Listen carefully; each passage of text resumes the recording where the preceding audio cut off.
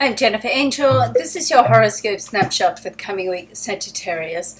So there's a lot of aspects this week. So I'm just going to go through the main overall feel of what's going on in your star chart. So there's still a lot of activity in your second and your eighth house. So this is both very much money areas of your chart. Of course, they relate to other areas as well, but I'm going to focus on the monetary area here because Venus actually is in your eighth house. Very good for connections, great for getting things organized, and communication planet Mercury is sitting there as well. Now, this area of your chart, Sagittarius, which I'm sure I've gone through again, so, just bear with me while I recap for anybody new that's watching.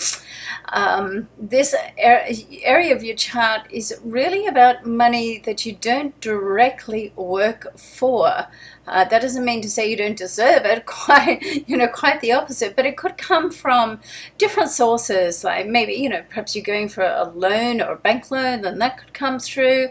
It can be inheritances or, payout or a windfall, or perhaps somebody's going to pay you back some money that they owe you. So whatever it is, it can, come through. So there's, with the Venus there and communication planet, let's not forget that Venus, and we know Venus is the planet of love, the goddess of love, but she also governs money and material possessions as well. So excellent position for it to be in. Now, right at the start of the week, there's three aspects with Venus. First of all, there's an opposition with Pluto.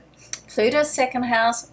This is your money and possessions more that you work for, and Pluto in this area of your eighth house. Very intense.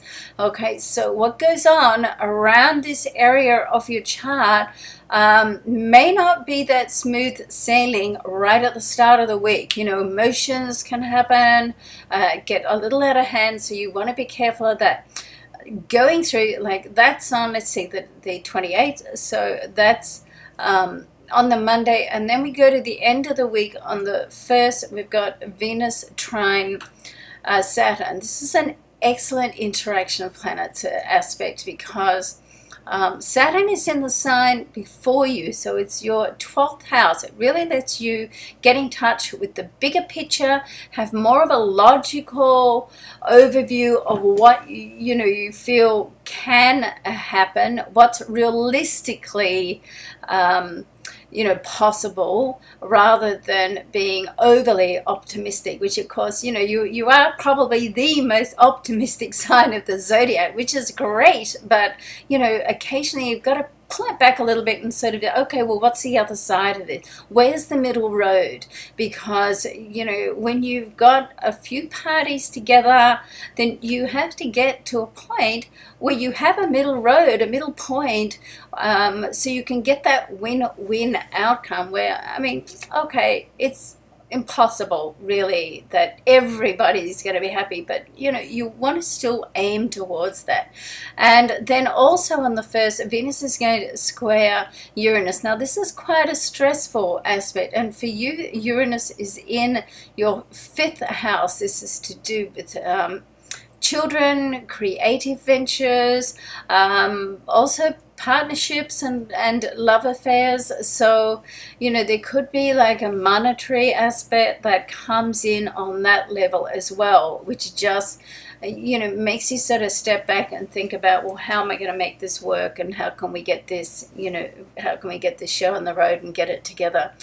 On the 2nd, we've got a conjunction, which is the two planets right at the same degree, and that's communication planet Mercury and your ruling planet Jupiter, so a planet of abundance and expansion. Now this is in your solar 9th house. Great area, great for communication, terrific for foreign affairs and travel, and really good for learning a new skill or something that's going to help you, particularly with finances and on a career level. Okay, so It's not all challenging. There's a generally, you know, an equal balance between support and challenge in your life, and this week in the star chart, that's pretty well what we've got, okay? So have a great week. I hope it all works out for you, Sagittarius. I'm Jennifer Angel, and for me too, I have a Sag rising, so, you know, I'm always looking at the Sag chart closely as well. So love and luck to you. Thanks for watching.